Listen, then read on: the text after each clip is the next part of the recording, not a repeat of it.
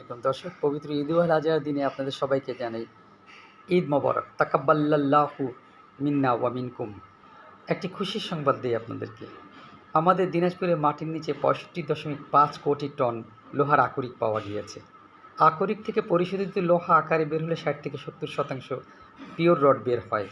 রডের বর্তমান বাজার মূল্য ৯০,০০০ টাকা প্রতি টন।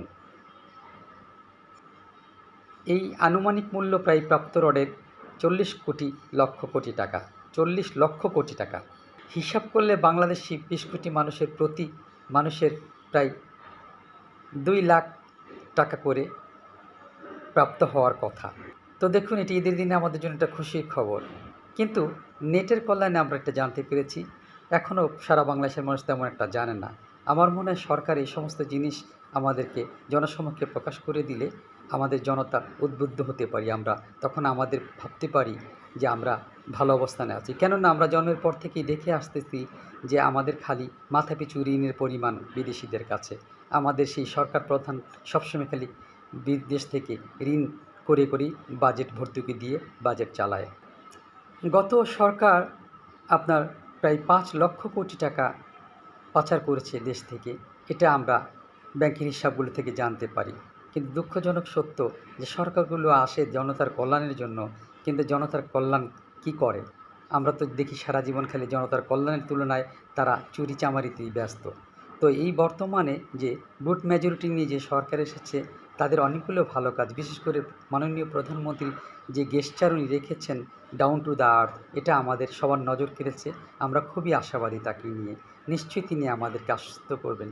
তাই এই খনিজ সম্পদ আমাদের জনমনে যে আশার আকাঙ্ক্ষা তৈরি করেছে, তাই যদি আমাদের করের বোঝা না চাপিয়ে এই খনিজ সম্পদ থেকে আহরিত টাকা নিয়ে বাংলাদেশের জনগণকে মাথাপিছু করে ভাগ করে দেওয়ার মানুষে চিন্তা করে কর থেকে রেয়াত দেওয়া হয়, তাহলে তো বাংলাদেশের মানুষ উদ্বুদ্ধ হয়।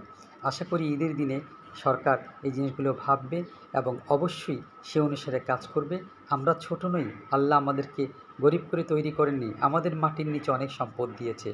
বিভিন্ন জায়গায় সেই সমস্ত সম্পদগুলো আমরা ব্যবহার করে জনকল্যাণে ব্যবহৃত করতে পারি। কেন রাজনীতির মানে কি? রাজনীতি তো জনতার যে সামগ্রিক সম্পদ আছে দেশের মধ্যে, তার সুষ্ঠু ব্যবস্থাপনার মাধ্যমে জনতার কল্যাণের জন্যই তো রাজনীতি হওয়া উচিত রাজনীতিবিদদের। তাই আমরা আশা করব সুস্থ রাজনীতির চর্চা অব্যাহত থাকুক। এবং এবছর যেহেতু আমাদের সরকার এবং বিরোধী দলও বলেছে সরকারকে যে কোনো ভালো কাজে সহায়তা করবে, তাহলে অবশ্যই সরকারের সুযোগ আছে জনকে সামনে নিয়ে দেশকে মাথা উঁচু করে বিশ্বের ময়দানে দাঁড় করাবার। তাই বিশ্বের ময়দানে আমরা উচ্চ শির করে দাঁড়াবো, সেই আশা ব্যক্ত করে আজ ঈদের দিনে সবাইকে জানাচ্ছি শুভকামনা। আসসালামু আলাইকুম।